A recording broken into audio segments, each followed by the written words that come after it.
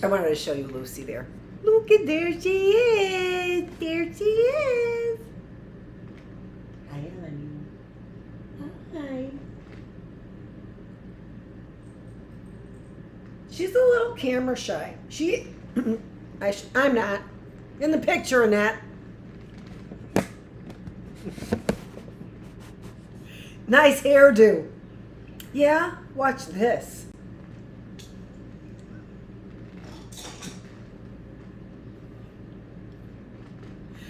We are reading God is Red. Let's continue with chapter number 13.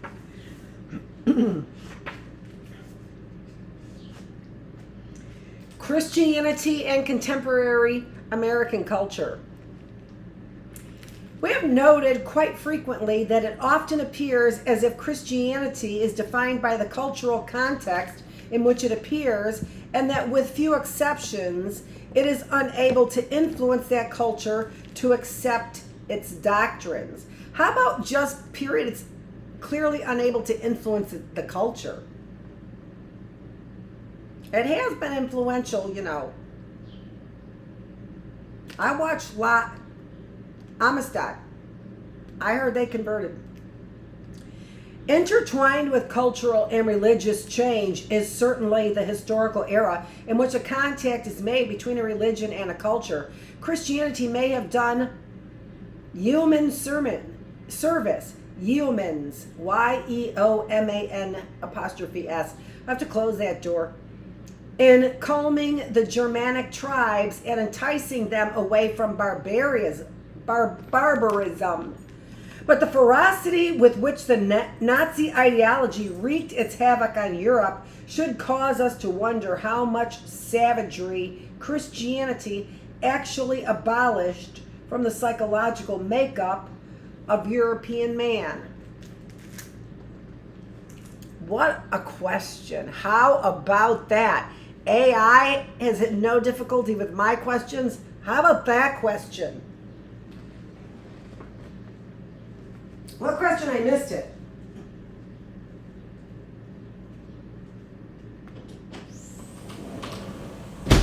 That's because there's too much white noise in the background.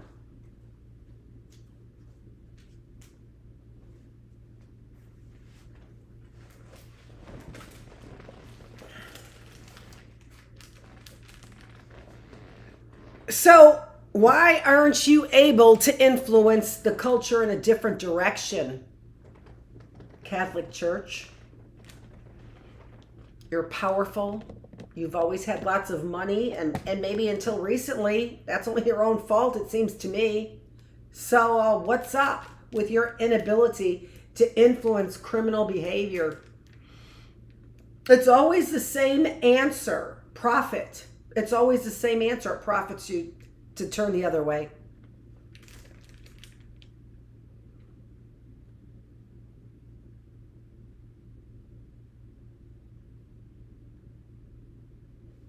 American Christianity in particular appears to be a willing captive of American culture.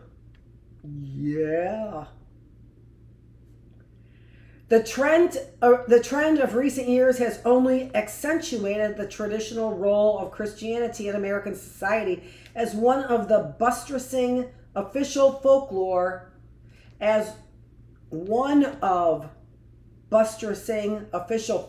and patriotism. It is extremely difficult to discern whether American Christianity follows a culture expressing its variations religiously, or whether it really does open up new avenues of social reality for consideration. In this buttressing official folklore and patriotism, I have said I'm surrounded by a bunch of actors, so that is, in my opinion, a literal statement. You're walking around here as actors creating folklore and false patriotism, or patriotism that is for a false presentation, false narrative. Christianity It is extremely difficult to discern whether American Christians follow the culture expressing its variations religiously or whether it really does open up a new avenue of social reality for consideration. At best, we can worry that when a religion finds it necessary to make itself attractive to a society in the hopes that the society will consider it worthy of its attention, that religion is in deep trouble. Perhaps the most publicized movement of recent years among Christians has been the Jesus movement. Theories abound as to the exact origin of this movement, but at least one reputable theory is that it came as a desperate effort by young people to get off drugs. Whether these young people were tired of drugs or whether drugs were in such short supply that they were forced to find a substitute may be a thesis of a future sociologist, and should have been with the epidemic of the opioids for sure. At any rate, Jesus became a drug substitute for a significant number of people. Not so bad. Recounting how Jesus was a perpetual high, numerous young people adopted the complete fanaticism that had characterized the earlier flower children civil rights and anti-war movements. There does not seem to have been a theological basis of any depth within the Jesus movement. No, within the Jesus movement people. Not within the Jesus movement or what he says or a connection with Old Testament. It's all there. There are prophecies. Evangelists hailed it as the greatest development in religion in recent years, foreseeing a new generation of the clean-shaven, white buck-wearing Christians with whom they became familiar in the 1950s. I like that clean-shaven look, I have to say. I don't like buck-wearing. I don't mind white Christians. Not too white, though. Not that pasty white. Strangely, the chief character, if anyone was interested, strangely, the chief characteristics of the Jesus movement was its absolutism, which led to violent intolerance of other ideas. While many of its followers proclaimed their faith in Jesus, few knew of any details of the life of Jesus, the Jewish carpenter. So that's not a real Jesus movement if they don't even know who he is, right? That's a fake movement. The ironic aspect of this movement from drugs to a hypnotic belief in Jesus was the appearance of a book that attempted to show that the original Christians were more interested in psychedelic mushrooms than in Jesus as a cosmic Messiah.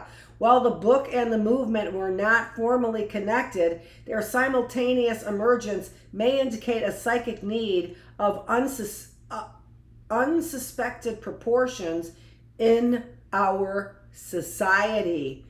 The most recent development of the Jesus movement has, let me make sure everything's good, has been the organization of parents to kidnap the youngsters involved in the movement and take them to debriefing stations where they are gradually returned to normal secular values and concerns. Yeah, those are cults, and so, yeah, I get what you're saying. We did call them Jesus freaks. The possibility of psychic injury to participants of the movement has probably not occurred to the parents of these young people, but an additional, more serious question plagues us. How can these parents keep up the pretense of being Christians, celebrating Christmas, and doing all those other fun things that adult Christians do? Christianity is apparently something that can be taken seriously, but not too seriously. Yeah. While the Jesus experience has been described by addicts as a trip, only one man thus far has elaborated on this theme. The Reverend Wesley Seeliger, an Episcopalian chaplain at Texas A&M, views Christianity as a trip in his New Frontier theology. The church, according to Seeliger, is a battered covered wagon, and God is a determined and driving trail boss. Jesus is the scout who rides out in the front of the wagon. Seeliger's theology has been published initially in a 15-cent cartoon format, which sold more than 12,000 copies at Texas A&M, a noted center of philosophical and theological study. Where's your cosmic Leviathan? Your cosmic connection? Meanwhile, out on the prairie, the old wagon train keeps rolling along. We are presently in the age of spirit, and sure enough, there he is, the Holy Spirit, as the old buffalo hunter, bringing in fresh meat to the people on the wagon train every morning. The clergy appears as the cast of the characters like Wishbone and Jesus used to complement Mr. Favor and Rowdy Yates of the old television Rawhide series. I don't watch it much because I don't like that guy. They serve up that old buffalo meat whenever the people have a hankering for food. One need not comment on how this particular theology will be received on the Indian reservations. A theological development of recent vintage approaching the Western violence-prone trend of frontier theology is the new emphasis on judo, karate, and other oriental fighting skills. The Reverend Mr. Mike Crane of Brownsville, Kentucky, runs a judo and karate for Christ Camp. Karate is, according to Mr. Crane, useful in fighting off the devil. We're teaching young people how to defend themselves against man, the good pastor has said. Then we talk to them about how to defend themselves against Satan. Mr. Crane travels around the nation giving demonstrations and preaching sermons. To emphasize his point, he often shatters a 300-pound block of ice.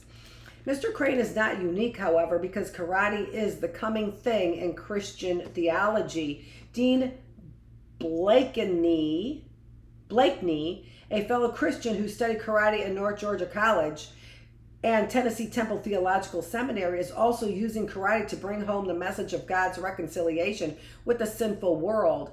Blakeney apparently is further advanced in the Christian life, for besides karate, he uses swords and curved Turkish gurkha knives in his ministry.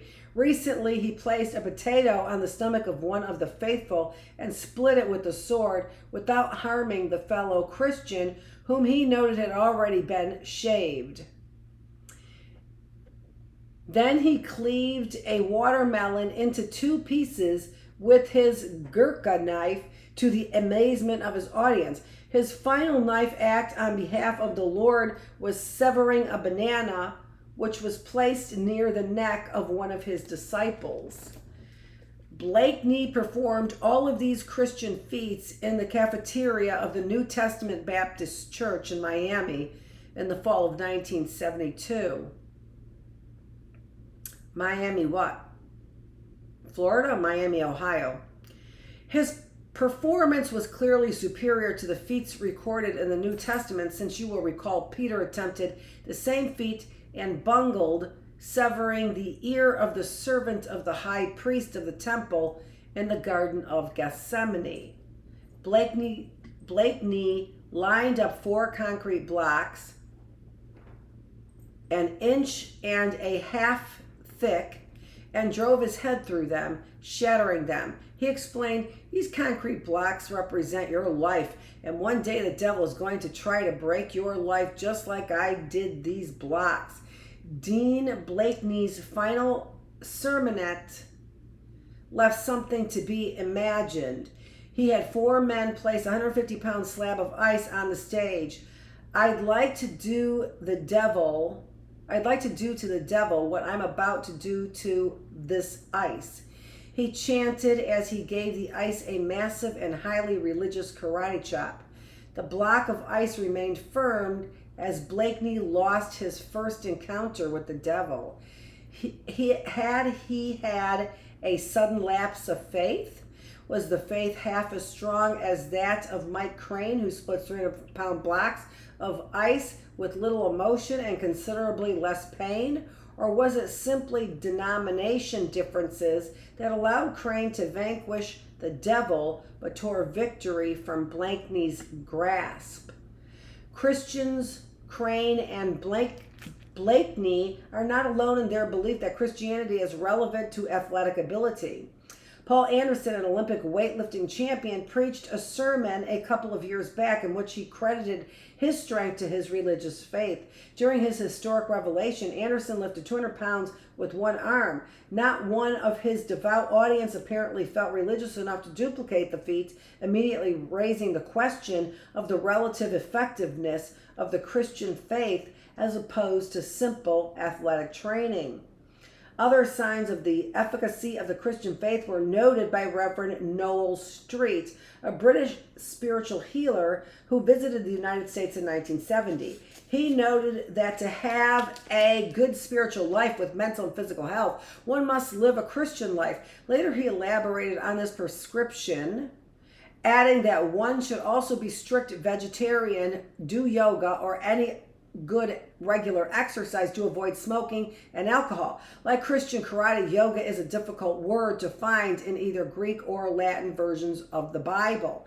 Some Christian churches have refused to venture into the new realms of religious realism, with new theologies remaining fairly close to familiar American traditions. The Cathedral of Tomorrow, for example, has followed the New Testament teachings on the talents, wisely investing its earnings in businesses. It owns the Unity Electronic Company of New Jersey, the Nassau Plastic and Wire Company of Long Island, land for a shopping center near its headquarters in Cuyahoga Falls, Ohio. Its best investment thus far, however, is the Real Form Girdle Company of Brooklyn, New York. Knowing this, we can conclude that Christianity is in good shape in Cuyahoga Falls, Ohio. Do you understand this? So these religious theologies are centered in this capitalism. Unity Electronic Company of New Jersey, that's a Unity Church. Nassau Plastic and Wire Company of Long Island. Land for shopping centers is headquartered in Cuyahoga Falls. Cuyahoga Falls. But its best investment is in a girdle company in Brooklyn, New York, which is likely exactly where they began to start their whole industry of cosmetic surgery. If they knew that the biggest thing was the bridle, or was the girdle, yeah, bridle. If those MFers had thought about a way to hook those two things up, you know they would have. Shut your mouth, flatten your stomach, and make sure there's nothing in between. No, shit, when you think about that, the girdle, and that is the opposite of pregnancy. Seriously fascinating. Knowing this, we can conclude that Christianity is in good shape. Did you catch that? In Cuyahoga Falls, Ohio. The Cathedral of Tomorrow did not stop with mere business investment, however, but launched into the sale of bonds for Mackinac College, gift annuity plans, life income agreements, and other security deposit agreements. The Ohio Department of Commerce, as well as 6 other states, has ordered a halt to these sales. Whether the cathedral was religious or not, it was plainly an enterprising group, and that, after all, is what made America great.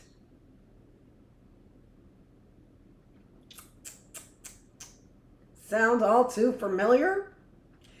The prize for merging religion and business must go, however, to the promoters of Hollywood, USA. Oh, here we are with the real actors. Here we are. A proposed $50 million biblical Disney-type theme park that is being built on the Alabama Gulf Coast. The original promoter of Holy Land, USA,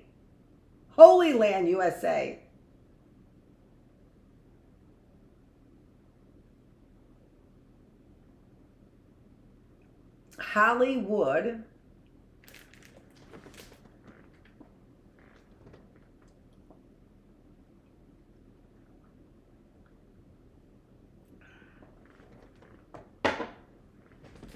Lots of stuff going on upstairs.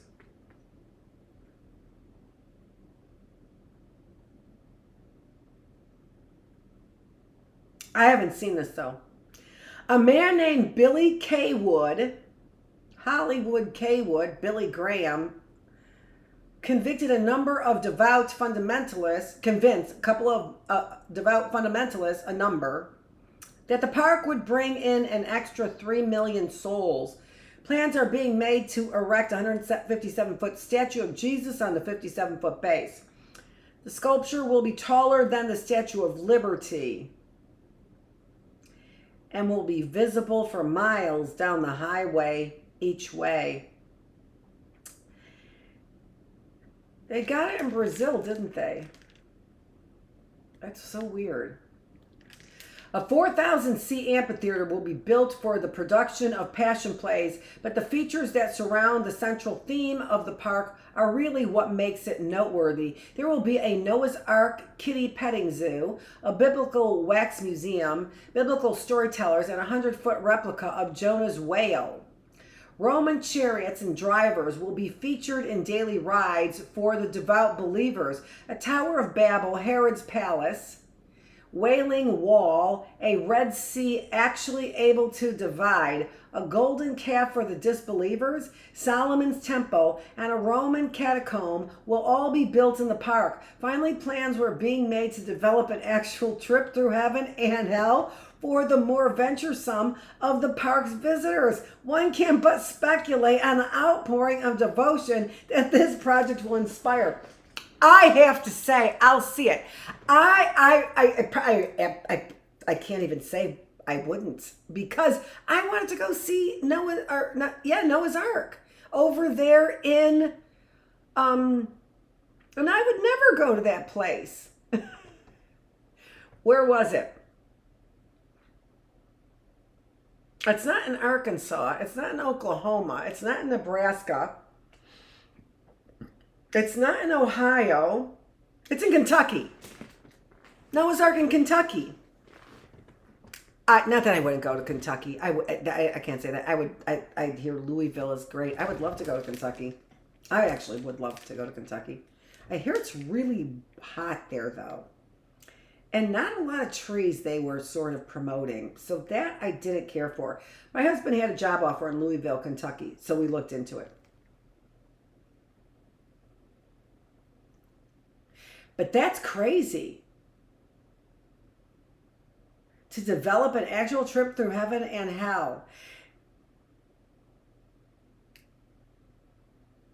And the kind of research that would have to be done. And then, mind you, when they created that heaven scene, people would have to be standing there like, no way, Jose, are we going to give them that heaven scene? We'll give them a hell scene. And then came, it's a small world over there. This is hell. They kept hell. They just called it whatever the hell they call that. Other than Disneyland. I really would not go. I don't think, I did because the kids wanted me to go. They really wanted me to go. So I went into it. It was, it's also so well known that but it's down now. That is the worst. And how long that goes on for with all those steel-plated soldiers singing that song. It was the most cultish thing I've ever seen. There at Disneyland. I don't see a lot of cultish things. I'm just letting you know. Other churches have not invested in business or developed Holy Land parks, but they have adopted modern business methods. The Congregational Church in Virgins, Vermont, provided a credit card machine at the entrance of the church to allow parishioners to charge their gifts to the Lord. Virgins is literally flooded with credit cards. The Reverend Richard Ogden stated, and since we are moving into a credit card age, there's no reason the church should remain aloof. Theological, perhaps master charge would be most suitable. Theologically, perhaps, master charge would be most suitable. That's what it's called. Name changes to protect the guilty. The First Baptist Church in Hammond, Indiana did not get its credit card machine in time, but it did get a fleet of buses to bring people right to the church door. It owns a fleet of 108 buses, which weekly carry some 2,500 worshipers to the church. The fleet covers 76 different routes, and the church employs a full-time mechanic. The annual budget runs close to $80,000 for the fleet of buses, which includes 6,000 gallons of gas a month and about $5,000 worth of tires annually. Always getting slashed.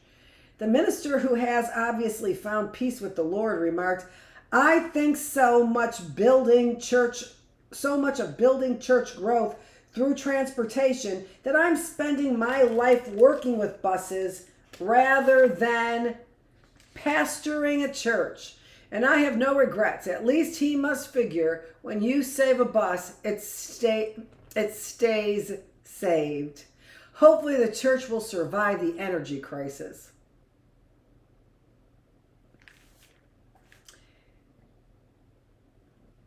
That is astounding. This wit of the author, I'm not necessarily conveying perfectly, is astounding. So your church, what you're saving, and what he said he's saving are buses. That was a quote. I'm spending my life working with buses. So he's saving buses. At least he must figure when you save a bus, it stays saved. Hopefully the church will survive the energy crisis. Back to the comment over there on 6,000 gallons of gas a month. Maybe that's the reason why the Bushes supported gas cars, gas vehicles. I don't know.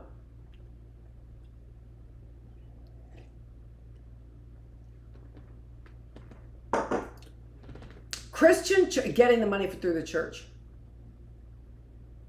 Christian churches in Seattle, Washington area preferred to dance instead of ride. In 1970, they sponsored a course on soul, which was designed to teach Afro-American culture to white parishioners. For $16, an 8-week course was offered that involved learning how to move to sound blasted forth on stereophonic equipment. The idea was to get whites used to moving their bodies in conjunction with the rhythm. Many of the participants dug the course, although one lady said that she did it just to torture her husband. Christianity, as we know from the New Testament, will pit father against son, mother against daughter, husband against wife.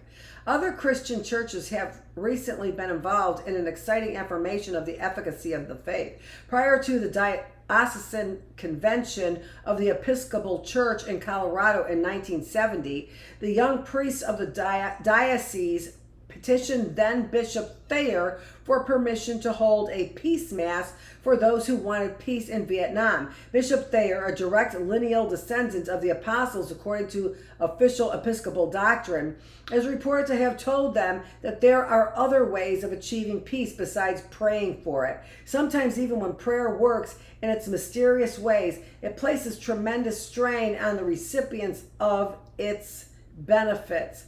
Oral Roberts, longtime minister of the Pentecostal Holiness Church and nationally known faith healer, recently joined the Methodist Church. His success in the healing arts was unparalleled in modern times, since it enabled him to build Oral Roberts University in Tulsa, Oklahoma, which now has a fine basketball team with national ratings. Roberts is also a director of the Tulsa Chamber of Commerce and a director of one of the city's largest banks. Where the Lord chose martyrdom for Peter and Paul, he obviously had bigger things in mind for Oral. Life has not been a bed of roses for Roberts, in spite of his recent rise in prominence in Oklahoma. He told a Denver Post reporter of the great relief he had in joining the Methodist Church and leaving behind the great burden of faith healing. Faith healing was a great burden, Oral commented to the reporter, because people expected miracles. Perhaps the most important Christian event of our day was Explo 72, a giant rally held in June 1972 at the Cotton Bowl in Dallas, Texas, a city of brotherly love. It was conceived and carried out by Bill Bright of the Campus Crusade of Christ International, one of the many fundamentalist-oriented groups working on college campuses. More than 75,000 gospel-preaching, sure enough young Christians came to Dallas to conduct a historic rally on behalf of fundamentalist Christianity. Bill Bright of the Campus Crusade for Christ International. That sounds so familiar to me. Bill Bright is something of a wonder himself, for he surpassed all previous expositors of the gospel except Jesus himself by reducing the Christian faith to 4 spiritual principles. God has a plan for everyone. Everyone sins. Jesus is God's method of correcting sin, and everyone must individually receive Jesus as Savior. To emphasize these 4 spiritual principles, Bright collected a group of Christian athletes, most notably Roger Staubach, quarterback of the Dallas Cowboys. Outside of Jesus, Roger was apparently the hit of the event by comparing life to a football game with salvation as the goal line and the Christian as being in good field position because of Christianity. It remained uncertain whether the Christian needed a touchdown or a field goal to win the game. This is interesting because I remember, again, America and Me contest. I wrote a one in 7th grade. You can only submit it in 8th grade. I'd written in 7th grade. Didn't you have that? I don't remember what that one was about, but it could have been that analogy. Nevertheless, Steve DeMars won the contest and came in for the state championship. So won the contest for the school and went on to the state championship. And that was the theme of his America and Me essay by Steve DeMars. Unlike the feeding of the 5,000, Expo 72 had a budget of $2.7 million and charged participants a $25 entrance fee. He might have come in 7th in, or the top 10 or something like that in the national contest. He could have. And it could have been Roger Staubach who bought his America and Me contest essay. It could have been. Go back to the records. They had held great records over there at St. Michael's in Brunswick, Michigan. But for the entrance fee, enough potato chips were served to make a 1-ton potato chip. All right, wait a second. What? Unlike the feeding of 5,000, Expo 72 had a budget of $2.7 million and charged participants a $25 entrance fee, which was certainly an improvement over the New Testament way of doing things. But for the entrance fee, enough potato chips were served to make a 1-ton potato chip, although apparently the Lord did not do so, preferring to serve individual portions. The event was billed as a religious Woodstock, and it was advertised on 800,000 billboards, 100,000 bumper stickers, and 5,000 t-shirts. I vaguely remember this, but I do. I remember the name, Explo 72. The festival featured all of the famous Christian personalities, including Don Wilkerson of the Cross and Switchblade fame. Remember that? I do. And I think that was the reason why I wanted to go, was because of that book. The chaplain of Burden Street, the chaplain of Hollywood, and Dr. Billy Graham, who was honorary chairman of the great event. Graham expressed his confidence in the ability of the participants to distinguish false prophets from true ones. Folk singers Johnny Cash and Chris Christopherson were present to serenade the assembled multitude of faithful and a band, the Armageddon experience helped to keep the assembled saints at fever pitch. It feels like I went to this. Where was it? The climax of Explo 72 came when the 75,000 assembled young Christians broke forth into a frenzy of religious devotion and began chanting football cheers. Give me a J, J. Give me an E, E. Give me an S, S. Give me a U, U. Give me an S, S. What do you got, Jesus? The Sermon on the Mount, that's what I don't remember that part. Maybe, but I do remember them singing that up with people, or at least that being associated with this whole thing. And that was a really great movement, I thought. For a Christian movement, I thought it that it really did promote courageous young people for their faith, and hopefully they didn't follow their mentors. You know what I mean?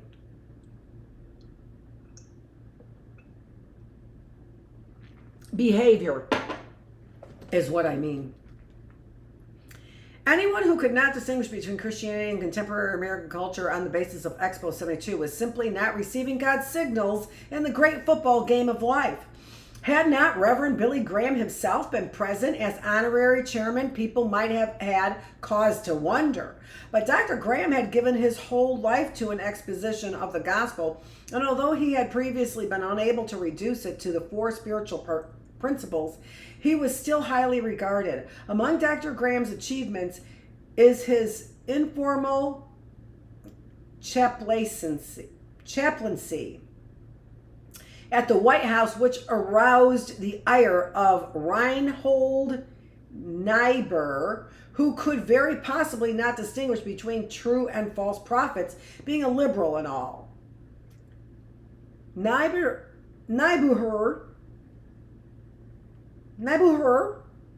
I think that's right, protested that Dr. Graham and the White House prophets were reducing religion to a civil obedience course that helped to cover problems, not solve them. Since you didn't really have answers, and we still don't have answers to our problems, do we?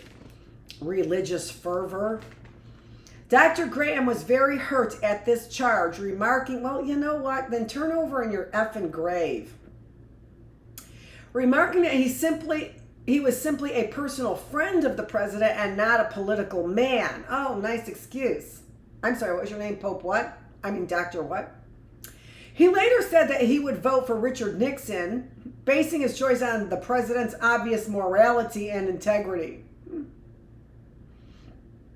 Perhaps Dr. Graham felt that a man who could remain oblivious to Watergate, the ITT affair, the Lockheed loan, the Hughes loan to his brother, and who would maintain a committee to re-elect him months after his re-election,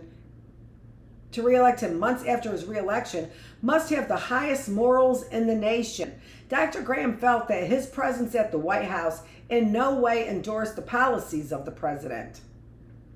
When asked to comment on the Vietnam situation, Dr. Graham replied that he spoke out only on the moral issues. We can suppose then that Dr. Graham has been present at the White House in his role as one of America's best-dressed men of 1970, a Christian calling of singular importance. Dr. Billy Graham's role in contemporary Christian thinking is buttressed by his lack of doubt. Having never attended a seminary, he did not have the opportunity to study Christian history or doctrine, and thus had no chance to be led astray by the facts. He once related that he had no doubts whatsoever about Christianity since 1949, when he was converted on a golf course in Florida, calling into question, perhaps, Roger Staubach's theology, which viewed Christianity and life as football games. Not golf games. You get it? Some years ago, when Dr. Graham addressed a men's group in England, he compared life to a golf course in which one need only follow the rules to be greeted by the Lord after the game was over, perhaps the greatest golfer of them all. When Dr. Graham is probably the most admired Christian in the world, distinguishing his theological position as a religious leader and judge of morality from his participation in American culture, American culture forms appears to be very difficult. He apparently swallows almost all of the traditional mythologies of American life without any critical analysis of whether they in fact relate to the Christian religion. In 1971, he was the Grand Marshal of the Rose Bowl Parade, and he has consistently used sports metaphors as vehicles for his preaching. Dr. Graham supports athletes because the Bible says leisure and lying around are morally dangerous for us, but sports, Graham contends, keeps us busy. Athletes, you notice, don't take drugs. How any adult in this day and age can make that statement is perhaps the most incredible aspect of Dr. Graham's view of the world. In the political arena, and also the integrity, sanctity, holiness of those people who are involved in sports, and then ushered in all of the gambling that we have. In the political arena, just more treachery here. In the political In the political arena, it is virtually impossible to tell Dr. Graham from the rest of Mr. Nixon's aides. When the president came to the University of Tennessee in 1970, one of the few campuses he dared to visit to address Dr. Graham's revival meeting, a choir of 5,500 voices sang, "How great thou art, as Mr. Nixon was seated awaiting Billy's introduction. There remained some question as to which thou the choir was trumpeting. The avowed purpose in inviting Mr. Nixon to speak in Tennessee was to show the younger generation that the president is listening to them. This attitude meshes with his interpretation of religion as a buttress of civil and political structures. I'm for change," he was reported in Newsweek to have said, "but the Bible teaches us to obey authority." Oh, nice sitting there for that MFer, but not somebody else. Dr. Graham's crusade frequently is held in conjunction with other events of less theological stature. During his appearance at Madison Square Garden in 1969, a special hall was set up near a garden where rock and roll interspersed with confessions of faith continued all night after the famous evangelist sessions. Poor Dr. Graham was thus connected with at least some of those who did not take the command to obey seriously, but the participants apparently dug the session. It's amazing to hear those band members talk about Christ, one young visitor to the hall was heard to remark. The Reverend John Guest, leader of the sessions, called it getting back to the biblical principle of going where the people are. He probably could have added that the Christian church itself was founded on a rock. The confusion between Christianity and American culture is not simply a phenomenon of evangelical and right-wing Christianity. The liberal counterpart has made its contribution to making Christianity relevant in the modern world. The Lutheran Youth Congress meeting in San Diego in 1972 originated the Jesus cheer, later repeated at the Cotton Bowl. In 1970, the United Church of Christ in Chicago held an unusual ordination ceremony which indicated that it also had seen the light and was trying to make religion relevant to American culture. So this to me is where you see where right-wing fascists combine with religious theology. Or white supremacists who support fascist ideology, let's say.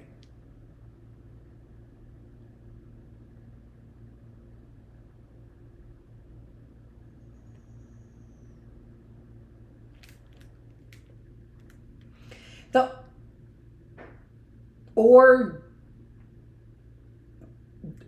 ordinand wore a multicolored vest with 17 symbols representing his concerns sewn on it.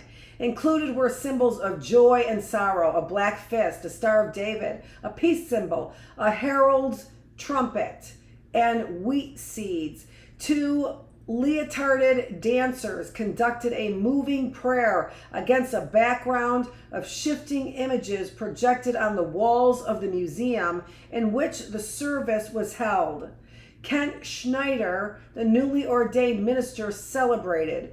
He is director of the Chicago Center for Contemporary Celebration and will teach others to celebrate. Celebration, he noted, is an idea whose time has come. We drink to that. Celebration may be the name of the game over on the left wing of the Christian spectrum, as football cheers seem to characterize the right wing. The Reverend Harvey Cox of Secular City fame, who is the liberal guru of the Boston era, decided in 1970 to combine all the elements of religion into one massive presentation, choosing a congruence of holy days, Jewish Passover, the Orthodox Easter. Cox gathered his disciples in the Boston Tea Party, a converted warehouse discotheque near Fenway Park. This is interesting. As the discotheques became free thinking and liberal thinking in the drug scene became very prevalent right at this time. A projector flashed images on the walls to represent pictorially the agony of Vietnam, while participants wrote graffiti on the walls of the building. A rock band called the Apocrypha played I Can't Get No Satisfaction, and at daybreak, the crowd rushed into the streets chanting, "Son, son, son." Liberal Christianity had finally come of age, right on as the liturgy of the day related. Women's liberation, a big movement on the left, has even intruded itself into what has normally been a man's exclusive domain. In November 1972, a group of women from the Roman Catholic, Presbyterian, Methodist, Episcopal, United Church of Christ, and other denominations held a sister celebration at the Washington Square Methodist Church in New York City, choosing Reformation Day, the traditional commemoration of Martin Luther's nailing of his 95 Theses on the church door. The women wrote their own unique service. It featured the liberation of apples. That's interesting because that's a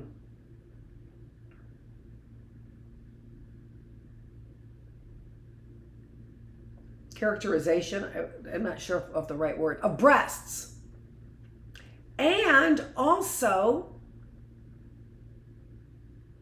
butts, young girls' butts, young girls' butts, young girls' breasts. The service began with the reading of the Genesis account of the creation and fall, but rapidly assumed irrelevant status. We were told that we were agents of evil, corrupters of perfect creation, the leader chanted. We fell for all that. The congregation replied in unison. We were told that we were subordinate beings derived from man, not uniquely created. The leader continued, we fell for all that. The faithful responded. The service featured apple juice, which was tagged the ferment of freedom. The women added a new myth of Lilith, who was first created co-equal with Adam, but abandoned him because she refused to be subservient to him. God, a male chauvinist, if ever there was one, then created Eve for Adam, a more compliant female who would minister to Adam's needs. Then Eve apparently climbed the apple tree, jumped over the garden wall, and left Adam standing there. This version does add a dimension to the traditional Christian story of the creation. And this is why people don't like liberals. Your acid brain.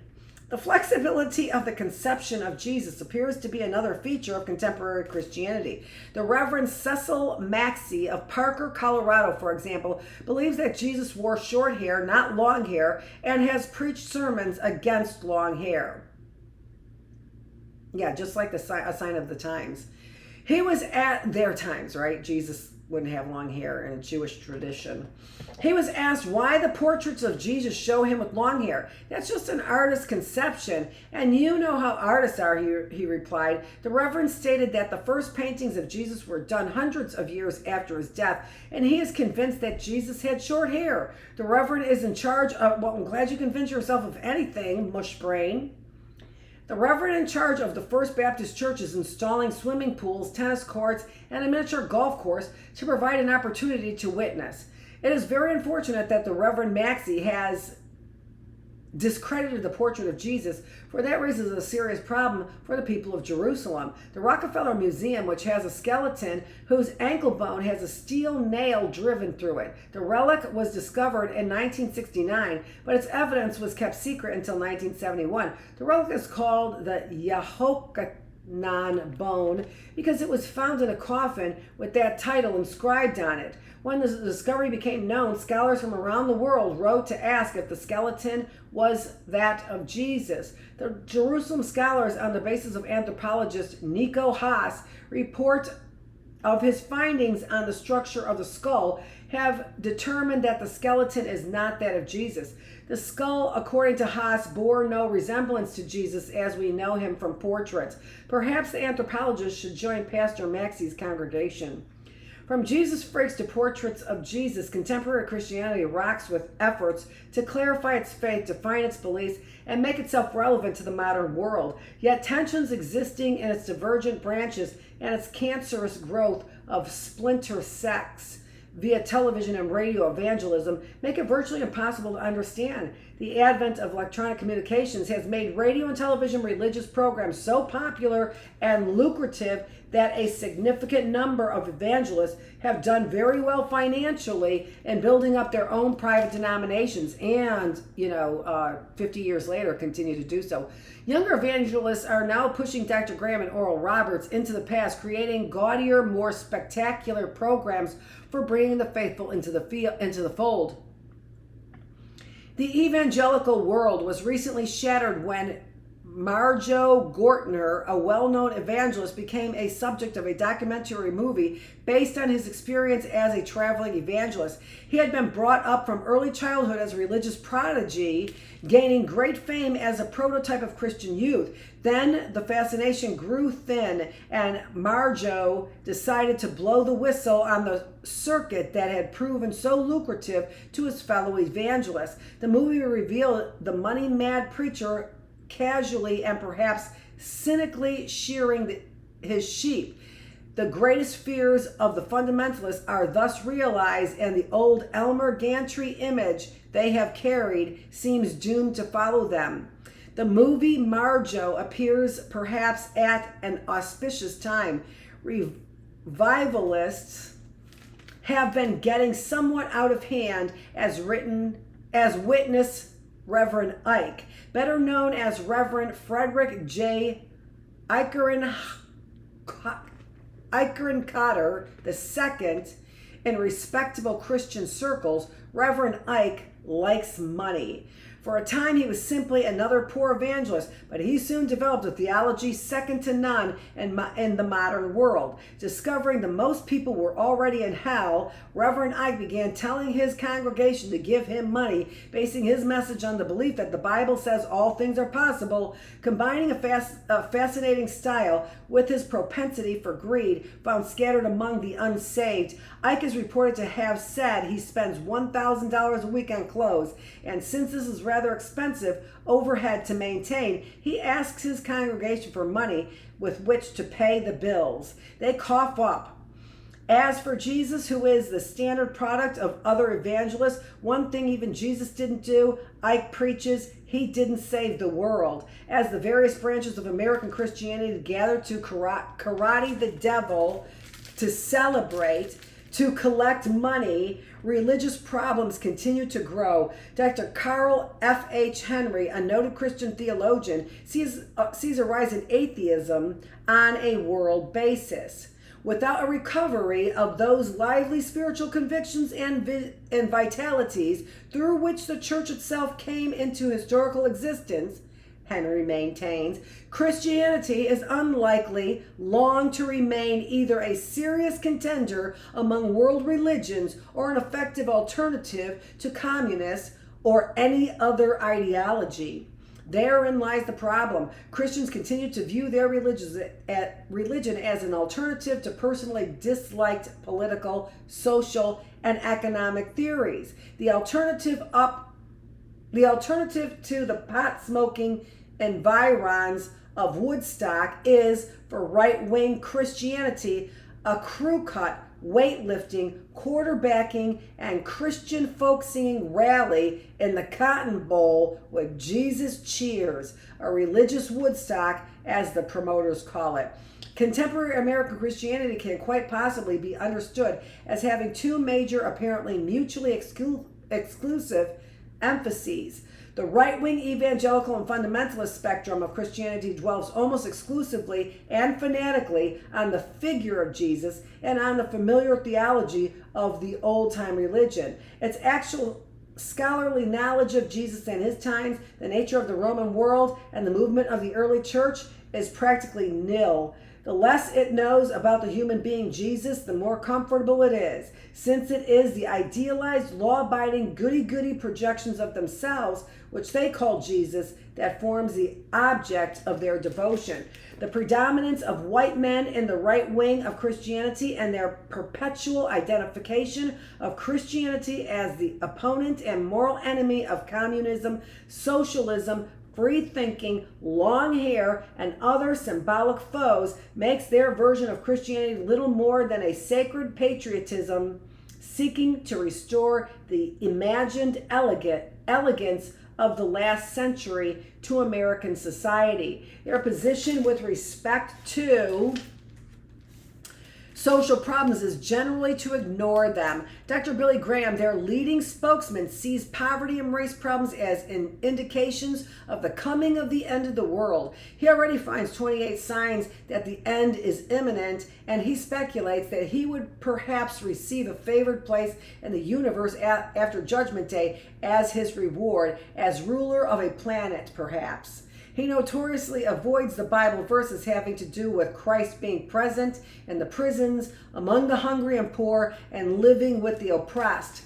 The left wing is almost the opposite in their counterpart. It is probably best represented by the more traditional denominations such as Presbyterians, Methodists, United Church of Christ, Episcopalians, and Roman Catholics. Perhaps the Greek Orthodox Church should also be included in this category. For such denominations, the mention of Jesus is both an embarrassment and a disappointment. Their primary theology can be summarized as a church theology. Every theological question presenting itself is solved by asking what the church should do about it.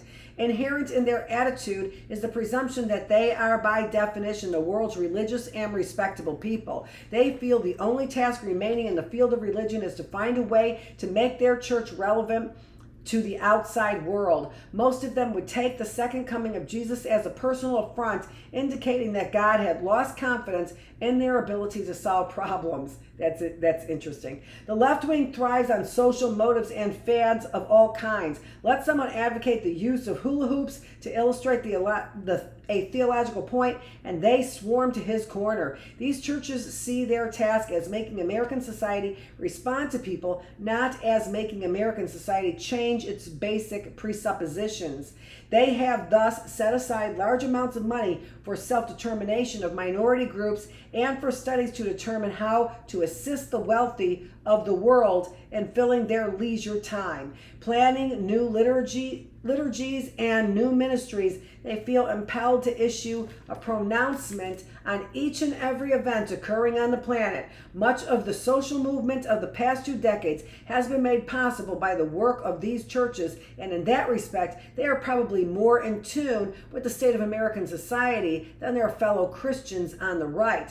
Today, we find that the right wing of Christianity is growing quite fast, while the left wing, battered from indiscriminate support of demagogues in the power movement, is losing both members and financial support.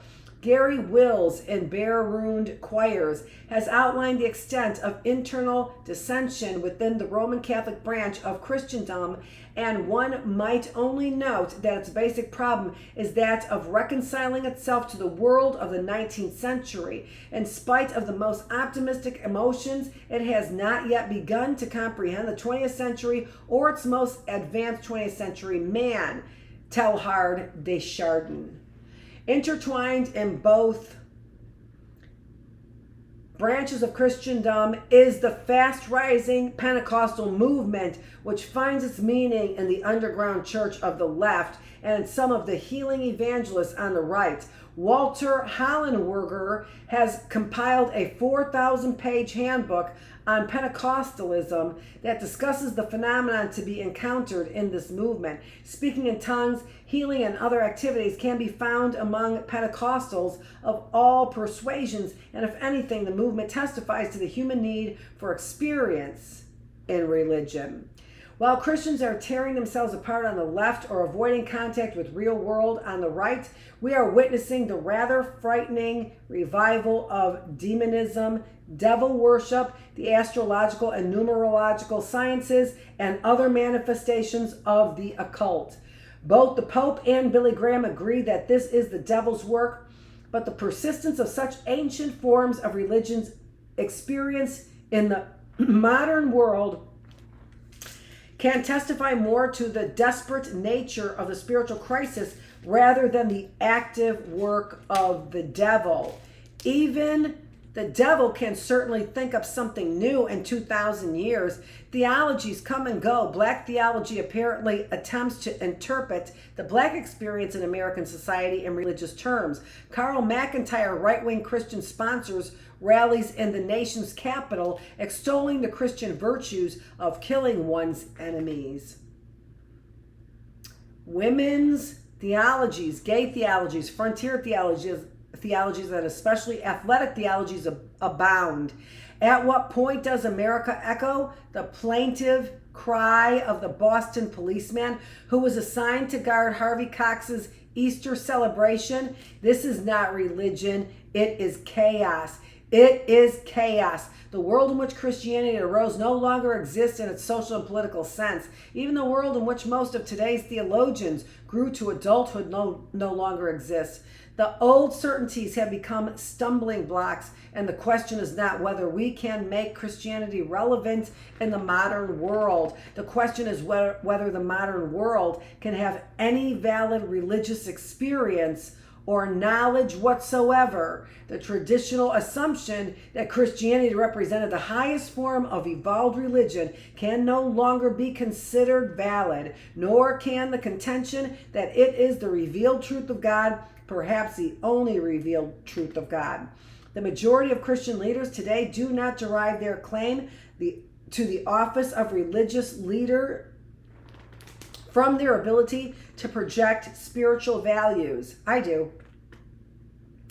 More often, they have been educated and trained to assume the reins of church leadership, or they have attained large followings by simplifying the nature of religion into 4 spiritual principles or other formulas that are eagerly sought by people as divine form of life insurance. The old charisma that attached to the truly religious man has been negated by the rapid pace of the modern world and is an extreme rarity today. Instead of observing other religions and finding that they are close to Christianity, Christians would be wise to begin a search for religious experience and certainty itself, regardless of the consequences. If there is no means by which the modern world can come into religious integrity, we should accept our condition and shoulder our responsibility of humane treatment of one another as victims of an incomprehensible universe. But if we find one way religiously, we should have the courage to accept the revelation that comes and live in the manner it commands us. This is Dr. Annette Feravich. We are here on day 211, and I am 11. And I am reading the book, God is Red, by Vinnie Deloria Jr. We are going to come back here tomorrow for our last day in the classroom of our 3 days on. Today is 211. We are here on June 25th, and the sun has come out. So I don't know. Maybe I'll get some more sunshine. I am loving this color. I just do. I can't help myself, especially around so many pasty white people. Ugh. Dr. Annette Feravich, thanks for joining me here in the classroom, specifically the reading room.